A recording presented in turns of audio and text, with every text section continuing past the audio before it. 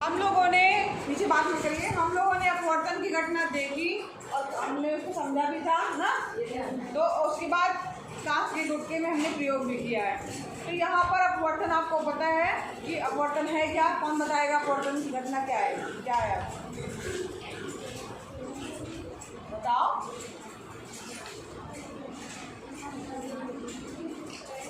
अपवर्तन क्या है भाई बताओ।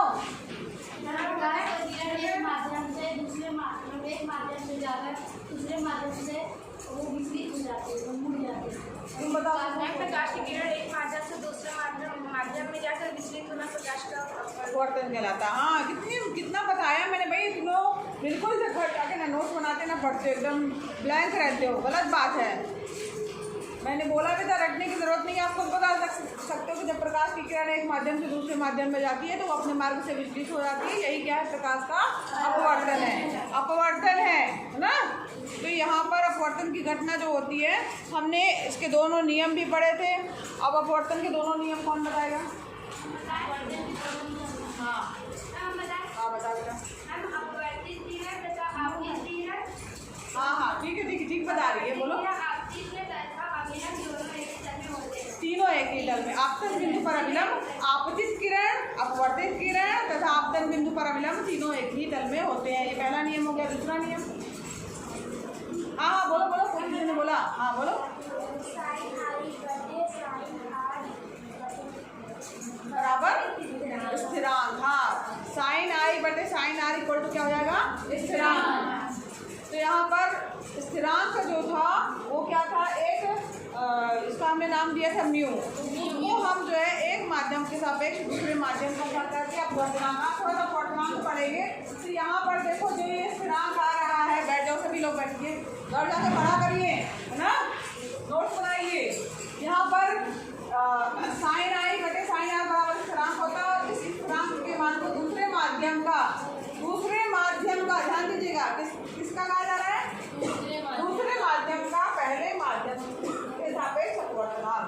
ठीक है, दूसरे माध्यम का पहले माध्यम के सापेक्ष अपवर्तनांक। ये अपवर्तनांक है क्या? दूसरे माध्यम का अपवर्तनांक है और किसके सापेक्ष? पहले माध्यम के सापेक्ष जो है वो अपवर्तनांक कहलाता है। अब अपवर्तनांक के बारे में थोड़ा सा लिख लीजिए, जान लीजिए कि अपवर्तनांक है क्या। तो अपवर्तनांक जो है यह बताता है कि अपवर्तनांक यह बताता है कि प्रकाश की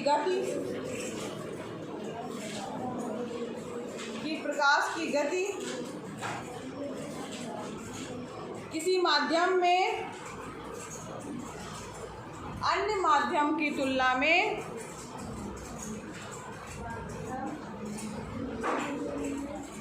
किसी माध्यम में अन्य माध्यम की अपेक्षा लिख सकते हैं या तुलना में तीव्र है या धीरे है। अन्य माध्यम की अपेक्षा तीव्र है या धीरे है। हाँ, प्रकाश की गति को बता रहा है अपवर्तनांक कि वो प्रकाश की गति जो है वो कैसी है, दूसरे माध्यम में जा रही है तो धीमी हो जा रही है कि तेज हो जा रही है। ठीक है। दूसरा चीज़ ये है कि हमको ये पता है अपवर्तन की घटना में क्या होता है कि प्रकाश की किरणें अपने मार्ग से मुड़ती हैं या विचलित होती हैं। तो अपवर्तनांक जो है वो अपवर्तन के समय प्रकाश के मुड़ने को भी बताता है या मापता है। देखिए, अपवर्तन के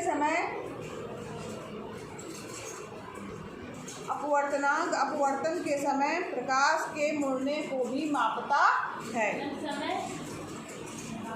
प्रकाश के मुड़ने को भी मापता है। अपवर्तन में होता क्या? प्रकाश मुड़ता है ना अपने मार्ग से, तो वो कितना मुड़ रहा है उसको भी नापता है अपवर्तनांक। सॉरी, ठीक है, नोट कर लिया? अब यहाँ पर देखो जो ये अपवर्तनांक है वही चीज लिखा है कि अपवर्तनांक को एक महत्वपूर्ण भौतिक राशि विभिन्न माध्यमों में प्रकाश के संचरण के अपेक्षित चाल से संबंधित किया जा सकता है। इसका मतलब हुआ कि जब एक माध्यम से दूसरे माध्यम में प्रकाश में प्रवेश कर रहा है तो उसकी चाल धीमी हो रही है कि तेज हो रही है प्रकाश की, ना। तो प्रकाश जो प्रवेश कर रहा है वो क्या है? प्रकाश की किरण। तो यहाँ पे चाल किसकी बात होगी? प्रकाश की बात होगी। तो प्रकाश की चाल जो है जब एक माध्यम से दूसरे माध्यम में जा रही है, धीमी हो रही है कि तेज हो रही है, वो कौन बताएगा? अपवर्तनांक बताएगा। ठीक है। और इसके अब यहाँ पर माध्यम की बात हो रही है। आपने नाम सुना निर्वात? नहीं सुना? कभी नहीं सुना निर्वात?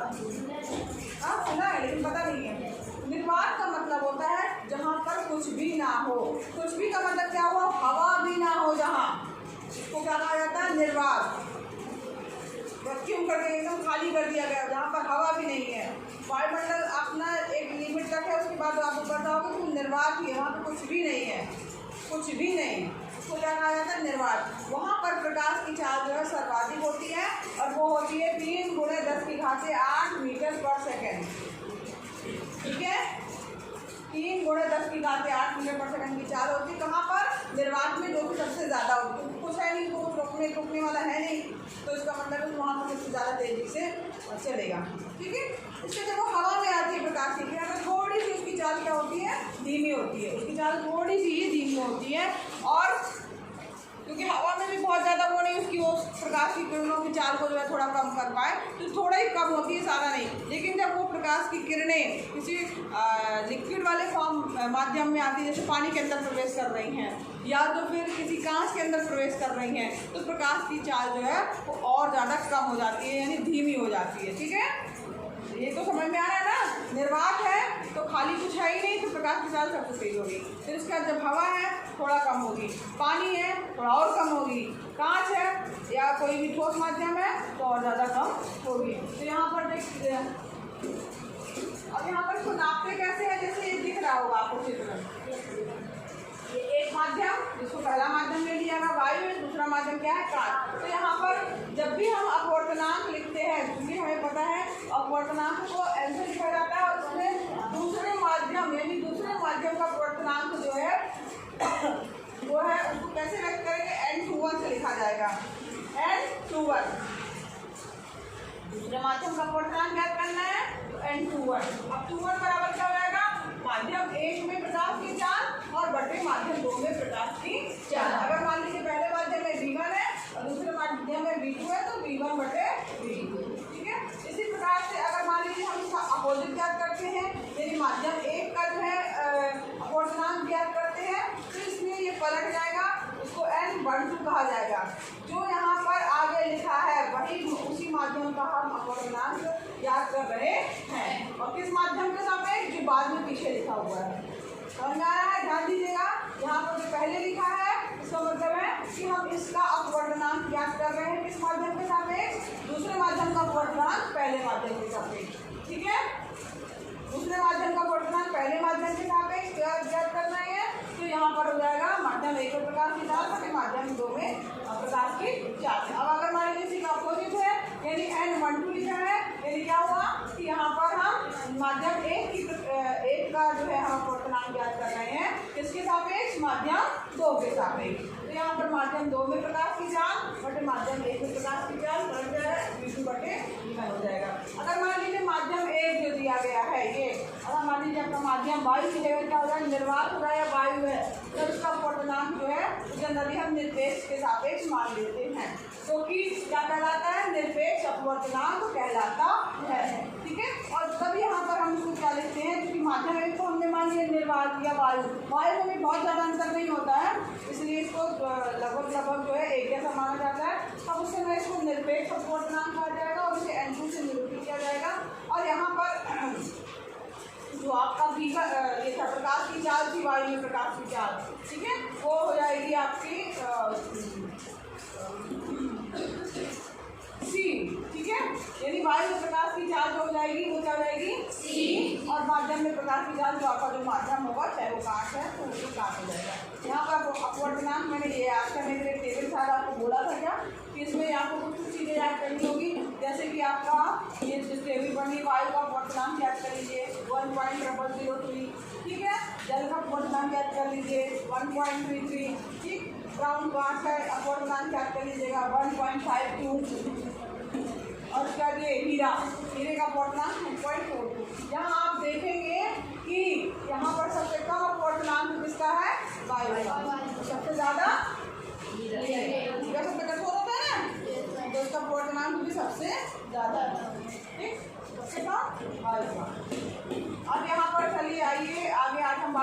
गोली लेंसों द्वारा अपवर्तन। तो यहाँ पर लेंस आपने कभी देखा है, आपने कभी देखा हो कोई घड़ी में जो सेल लगा के ठीक करता हो, कैसे लेंस रखा रहता है और ऐसे ऐसे करके उसको फिर उसको पतले से पेचकस की सहायता से सही करता है। देखा है कभी? हाँ, नहीं देखा, नोटिस किया है। चलो कभी देखा नहीं कोई बात नहीं, अगर कभी मौका मिले तो आप देखिएगा। उसमें वो एक लेंस रखता है जिससे वो चीज़ जो उसके अंदर घड़ी में बहुत छोटी छोटी चीज़ें मशीन लगी होती है, छोटे पार्ट होते हैं, क्या खराब हुआ क्या नहीं, तो कैसे बनाना है, सही बैठा है तो वो जूम करके देखता है। जूम करना समझते हो? बड़ा करना है ना, ठीक है। कई बार आप देखोगे एक मैग्नीफाइंग ग्लास आता है, वो होगा उत्तर लेंस उसमें लगा रहता है और उसमें जो है उसको आप अक्षर छोटे छोटे लिखे, उसको ऐसे ऊपर नीचे करोगे तो आपको अक्षर जो है उसको लगाने के बाद जो है कैसे दिखाई देंगे? बड़े दिखाई देंगे ना। लाई हो दो लाई, बड़ी अच्छी बात है भाई, ऐसे कैसे लेके आई हो आज? रोज आती है, हाँ तभी इसके बैग में पड़ा होगा, ठीक है। तो यहाँ पर आपने देखा होगा उसमें क्या होता है, उसमें अक्षर जो है क्या दिखाई देंगे आपको? बड़े दिखाई देते हैं, ठीक है। ये देखा है? तो जो उसके अंदर वो जो गोल गोल सा लगा हुआ है ट्रांसपेरेंट सा कांच, ठीक है, और साधारण कांच में देखो तभी दिखाई देंगे क्या बड़े? नहीं दिखाई देते, केवल पर्टिकुलर उस तरह के कांच में दिखाई देते हैं। तो उसको क्या कहा जाएगा? लेंस कहा जाएगा, गोली लेंस। क्या कहा जाता है? गोली लेंस। जो गोली लेंस होता है बच्चों, वो दो गोलों का एक भाग होता है। गोली लेंस क्या होता है? दो गोलों का भाग होता है। अभी दर्पण जब हमने पढ़ा था तो वो एक ही गोले का भाग था और उसकी कलाई कर दी जाती। वाह वाह, वेरी गुड। देखो ये इतना बड़ा लेके आई है ना, इसमें अक्षर जो है ये देखो, ये बड़े बड़े दिख रहे हैं, ये देखिए, हाँ ये देखो कितने बड़े बड़े दिख रहे हैं, है ना। ये क्या लगा हुआ है? लेंस है ना। अब इसमें क्या कैसा लेंस है ये अभी हम पढ़ेंगे, ठीक है। तो इसके ये क्या कर दे रहा है? अक्षरों को वो बड़ा कर दे रहा है ना। ये देखो ये बड़े बड़े दिख रहे हैं हमें, सबको दिखाई दे रहे हैं। तो इसका मतलब है कि क्या हो रहा है, इसमें अक्षर जो है वो बड़े हो जा रहे हैं, यानी इसमें जो लगा हुआ है वो एक साधारण कांच नहीं है, एक दूसरा जो है कुछ लगा हुआ है जिसको क्या कहा जाएगा? लेंस, ठीक है। तो यहाँ पर हम बात कर रहे हैं गोली लेंस की। तो गोली लेंस जो होता है बच्चों, वो दो गोलों का भाग होता है। अभी हमें पता था दर्पण के लिए, अवतल दर्पण और उत्तल दर्पण के लिए, कि वो एक गोले का भाग होता है ना, उसमें एक तरफ कलाई कर जाती है। जब जो लेंस होगा वो दो गोले का भाग होगा। यहाँ पर आप देख रहे होंगे एक इस तरीके का लेंस होता है और एक इस तरीके का लेंस होता है, जो कि आपके सामने हम लेके आए हैं। देखिए ये एक ये लेंस है और एक ये लेंस है, दिख रहा है। अब यहाँ पर देखो, एक मिनट ध्यान से एक चीज़ देखो, यहाँ पर देखने वाली चीज़ क्या है, ध्यान से समझिएगा। ऐसे देख रहे हैं तो दोनों एक ही जैसा दिख रहा है ना, लग रहा है एक ही जैसा है, हाँ। लेकिन इस अलग है, कैसे अलग है? इसको जब यहाँ पर आप ऐसे देखोगे, इसकी मोटाई से देखोगे, दिख रहा है इसकी मोटाई, आप जब ध्यान दोगे तो यहाँ पर आप जब देखोगे तो एक जो है वो क्या दिख रहा है? एक मोटा दिख रहा है, एक पतला दिख रहा है। लेकिन यहाँ पर एक चीज़ आप ध्यान देंगे कि जो ये मोटा किनारा दिख रहा है उसका बीच वाला हिस्सा दबा हुआ है, ऐसे लग रहा है। आप ऐसे देखोगे कि उंगली से उंगली हमारी मिली हुई है, यानी कि बीच का हिस्सा क्या है? दबा हुआ है, यानी कि ऐसे ऐसे है, समझ में आ रहा। और इसमें आप देखिए जितना किनारे में गैप है, किनारा बहुत पतला है ना इसका, दिख रहा है। अब इसका जो किनारा पतला है, मगर हमारी उंगलियां आप देखेंगे तो उनके बीच में आपको गैप दिख रहा होगा ज़्यादा, दिख रहा है? दिख रहा है सबको? सबको दिख रहा है? अंतर दिख रहा है? इसमें ये जो है किनारे मोटे हैं, इसमें क्या बीच वाला मोटा है, किनारा पतला है, ठीक। अब यहाँ पर एक चीज़ ध्यान दीजिए, जिसका ये जो बीच से दबा हुआ है, ठीक, किनारे जो है वो उभार लिए हुए हैं, यानी ऐसा जो है दिख रहा है। ये कौन सा लेंस होगा? गेस कर सकते हो? हैं? अवतल, वेरी गुड। यहाँ ये अवतल लेंस है, क्योंकि बीच से जो है वो गड्ढे नुमा है, किनारा उठा हुआ है, यानी कॉन्केव जैसा है ना। और ये यहाँ पे देखिए, ये बीच इसका कैसा है? उभरा। जैसे हमने बताया था, अगर यहाँ से उभरा है मतलब क्या है? ये उसे उभरा, उसे उत्तर, समझ में आ रहा है? इसके दोनों उभार हैं, तो इसका मतलब वो ये कौन सा लेंस होगा? और ये कौन सा लेंस होगा? ये कौन सा लेंस है? ये अवतल। पहचान लोगे सब लोग? पक्का? कोई लोगे तो नहीं ना? कौन सा लेंस है, किस लेंस को क्या कहा जाता है, ठीक है। चलिए अब आगे बढ़िए, देख लिया आपने। अब इसी में यहाँ पर देखिए, जो ये लेंस आपको दिखाई दे रहा है, यहाँ पे भी दिख रहे हैं ना लेंस, हाँ, अब यहाँ पर दो लेंस है, एक इस तरीके का हमने देखा, ठीक, और एक इस तरीके का देखा, ऐसे क्या जो मैंने दिखाया लेंस, एक इस तरीके का, एक इस तरीके का। ये जो लेंस है U से उभरा,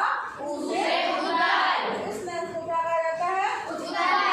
और ये जो है कॉनकेव लेंस है इसको क्या कहा जाता है? अवतल लेंस कहा जाता है, ठीक है।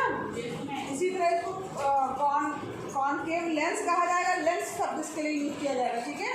वो क्या था? मिरर था, दर्पण था, ये क्या है? लेंस, ठीक है। ये अवतल लेंस हो गया, कॉनकेव लेंस हो गया, ये कौन सा हो गया? कॉन्वेक्स लेंस हो गया, ठीक है। या उत्तल दर्पण, U से उभरा, U से उत्तल, और दर्पण नहीं, क्या? लेंस, ठीक है। अब यहाँ पर देखिए, इसमें भी अभी ये आप देखेंगे जब गौर करेंगे तो ये यहाँ पर एक ये यहाँ ऐसी लाइन दिख रही है, एक यहाँ, इसका मतलब है दो गोले का भाग है, एक यहाँ पर रख के चाप और यहाँ से खींचा गया है गोला, तो इसको आज से आगे बढ़ाओगे तो बड़ा सा गोला दिखाई देगा।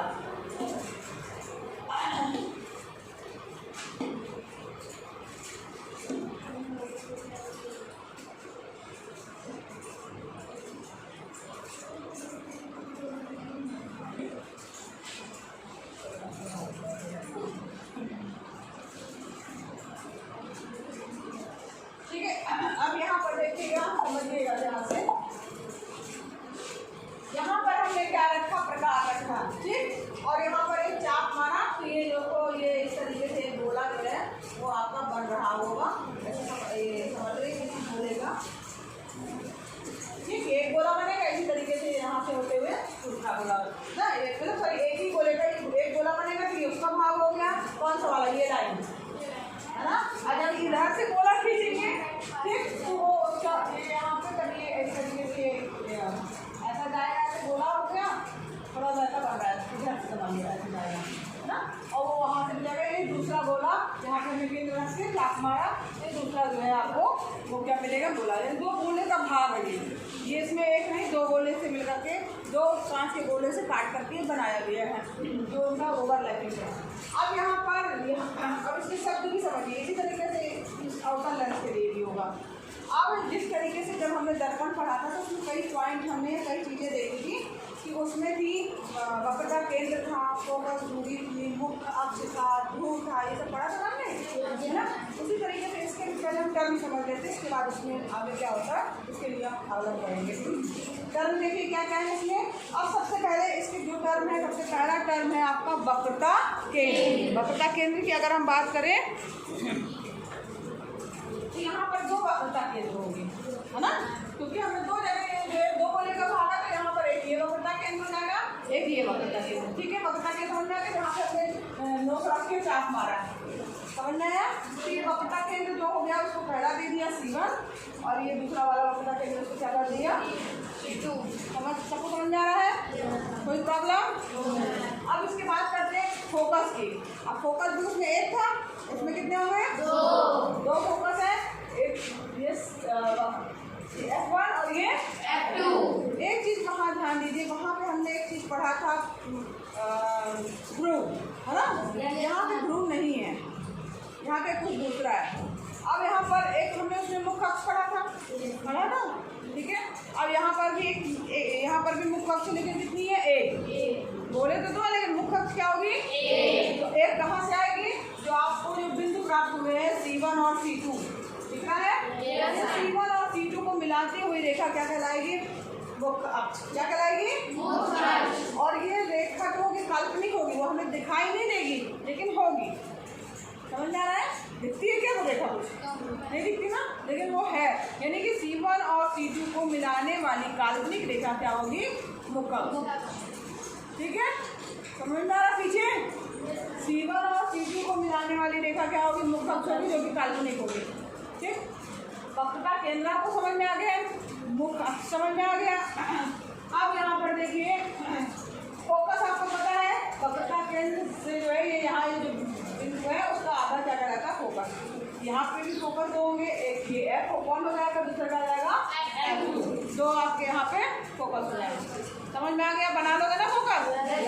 ये पता है ना आपको, ये यहाँ से लेना है फोकस, यहाँ से लेकर के यहाँ तक का आधा, और दूसरे वाले के लिए यहाँ वाली लाइन से यहाँ बिंदु से लेकर के यहाँ तक का आधा। ये क्या हो गया? F2। दो फोकस हो गए, मुख्य अक्ष हो गया, वक्रता केंद्र हो गए, इतना पता चल गया। अब हम बात करते हैं यहाँ, वहाँ पे क्या था, ध्रुव गोल था, यहाँ पे ध्रुव ना होकर के क्या है, प्रकाशिक केंद्र। क्या है, प्रकाशिक केंद्र। अब प्रकाशिक केंद्र कहाँ से है, कहाँ आएगा, तो यहाँ पर देखो आप, जब ये आपका M और N जो ये दो दर्पण के जो ये कटान बिंदु दिख रहे हैं, दर्पण सही बोले, दो गोले के, ठीक है, जो ये कटान बिंदु है, इनको जब आप मिलाओगे, डॉटेड लाइन से मिला लो, चाहे सीधी मिला लो, कैसे भी मिला लो, ठीक, ये थोड़ा सीधी लाइन नहीं, लेकिन आपको मान लो इसको मिलाएंगे जब आप, तो आपको मुख्य अक्ष और इसको मिलाने के बाद एक कटान बिंदु प्राप्त होगा।